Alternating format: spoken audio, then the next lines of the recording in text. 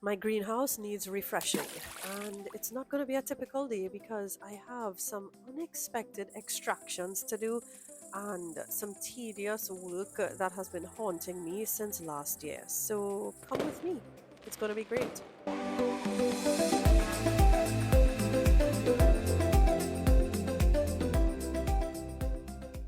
Hey guys, welcome to another video. This is my greenhouse refresh for 2026.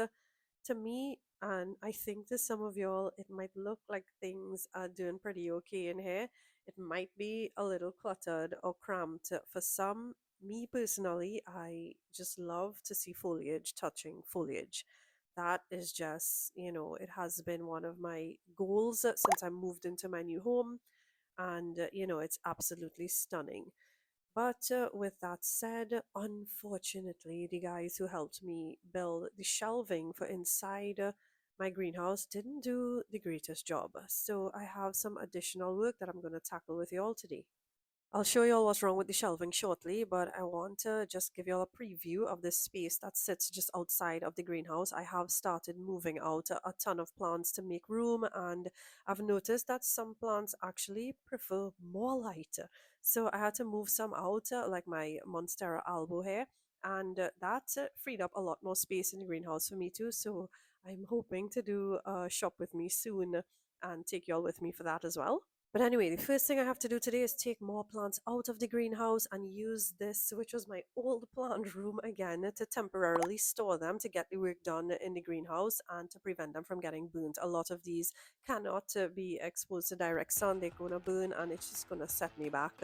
And I cannot endure that torture any further, especially as my plants have come a very long way. So I'm going to clean out what was originally my plant room that turned into a storeroom, which is really supposed to be a dog kennel, and reuse it for storing until, well, plant storage until I get everything done in the greenhouse. I'm hoping this can be done in one day.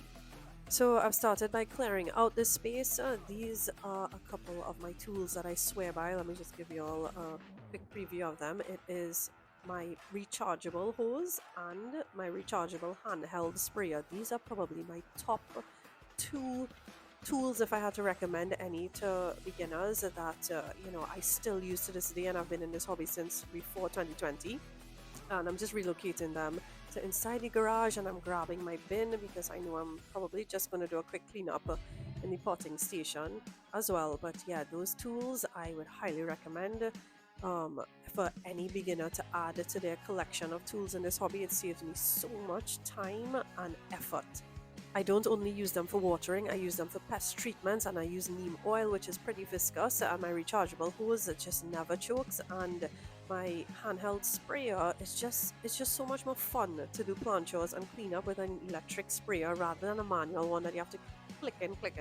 Yeah, that is absolutely no fun. So here is, it's sad to say, but I think she's my pet now. I have tried time and time again to relocate her, and she just keeps coming back. And so much time has passed now that I've actually grown fond of her. So I just, if I'm doing anything in the greenhouse, I just grab one of my garden gloves and I gently extract her by just holding her. She doesn't even jump or try to move anymore because she's gotten quite accustomed to me handling her. I have fed her a couple times. If you follow me on Instagram, you would have gotten those updates already. She loves tarantulas. She does. Well, when I did some more research on it, I saw that they feed on roaches and other pest snakes that could get in here. So I haven't gotten rid of her. While I'm relocating the plants, I'm going to highlight a couple that I very seldom show here or on Instagram. I collect a wide variety of plants, and I'll be sure to put the names up for you all. Correct me if I'm wrong, but I believe this is a Calathea pilosa, the white variety. I know there's a neon yellow variety. I am more an albo girl, so I collect the white one. And it grows pretty nice and tall, and I use my twigs stakes to keep it upright, otherwise it gets quite floppy. I love these stakes as they're multifunctional and stackable. I'm pulling out my Adelonema Red Velvet next. This one has a new leaf emerging, followed by my this is my Cebu Blue Ghost, actually. It is, well, it's in dire need of a pole extension, but I don't have time for that today. So I'm just going to tuck this long vine down to the bottom and probably pin it down. as it already has roots growing out of an activated node. And I'll probably relocate the top back onto the pole so that it can continue climbing until I get around to giving it a pole extension. I love just manipulating a paper clip and turning it into a pin and just pinning it down like that. And I'm going to just redirect the vine, as I mentioned before, towards the pole. And I'll probably just secure it just like this to make sure it's growing in the right direction and eventually up the pole, and hopefully it'll continue to size up as it has already been doing. This one I'm just gonna leave it to trail until it gets to the bottom, and I'll probably do the same thing.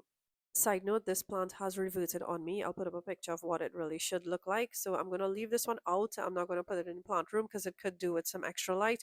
These, however, will remain in the plant room until I'm ready to repack them into the greenhouse. And this is just my one of my latest additions. It's a variegated fern and it's just so mesmerizing.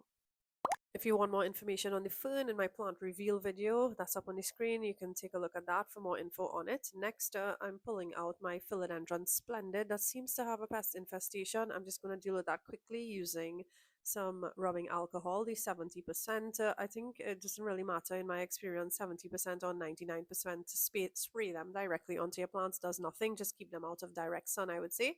So that's how I dealt with that bit of pests there. And I'll give you all a better look at what exactly has to be done in the greenhouse in another clip, but I'm just showing you all that, this is the space that I've cleared out, and these are the areas that have to be treated, and I've placed all the plants outside. I did all of this in the evening, by the way, so if you have like work to do in your greenhouse, I recommend, pulling out what you have to in the evening and start early morning so that you're not working in direct sun and the plants aren't exposed to direct sun. This is what the storeroom looks like now, having piled in plants in here. So I think I'm calling it quits for the evening and will resume work in the morning. Here is just a close up of my pterodactyl. I did a propagation video on that recently. I'll also link that in the description for y'all. And this is what we're looking at. So let me give you all the close up as promised of the work that has to be done. So when the guys built my shelving, they told me that it was rust proof. And well, clearly it's not, because the edges or the areas that the RHS was joined are all now rusting. So I have to rust proof it, and that's why I had to move all the plants out to get this treated immediately before this all starts falling apart. And I'm just going to clean the floors up again. If you missed my previous plant chores video, I'll link it in the description for y'all as well. You can see how I clean my floors, but I'm just going to get it done, as I'm in refresh mode. So all on the top of the shelving unit has to get rust proofed. So that's what we're up to. The next morning, while the greenhouse was getting repainted, I decided to do some berry harvesting. This is my pterodactyl hybrid. It got self-pollinated, I believe, and I decided to harvest these berries and get them going. If you are interested in growing anthuriums from seed, I'll link a video in the description for you all. That's this one that you could take a look at. It's a step-by-step demonstration of everything that I do to successfully grow anthuriums from seed. So after I collected those berries and harvested the seeds, I moved some plants inside because my ultimate goal is to be able to style using my plants inside my home. This space is just off the entryway and it receives west facing light, but it is about 10 feet away from the windows, so I think this should be a good spot for these. Here are a couple others that I use to style inside my master bedroom just next to my TV. It's my variegated money tree and my Anthurium radicans by Luxurians. These just bring so much drama to the space, and I am so excited to be experimenting with plant styling in my home now. So while I was doing that, everything was rust proofed in the greenhouse. The floors were cleaned, so I'm just giving you all a visual of all that was completed. Everywhere has been touched up, and I think we should be good to go for, I don't know, maybe y'all could comment below and let me know how long this is going to last me, but at least I have some rust protection at this point. All the areas have been retouched, and I'm hoping it's properly protected. I'm guessing here, but I know in this hobby there's never a dull moment, so I'm just being prepared to do what I have to make sure that my plants remain happy. So yeah, so all of that has been completed, including my floors. I used mixture of detergent and Clorox. It got the job done last time, so I just repeated it here. The plants were unaffected, but if you have a better solution for me that's more long lasting, please let me know. Another friend mentioned using vinegar, but I actually didn't get into any talks about how long the cleanup or the cleaned floors lasted. So, I just went ahead and repeated this and will continue to do that until, I find the right fit for the greenhouse. A couple hours after, I started bringing plants back in. The goal this time was to arrange the plants so that not many were on the floor, because clearly repeated cleaning is going to be required in here as the humidity is so high, and I found that the moss came back quite fast.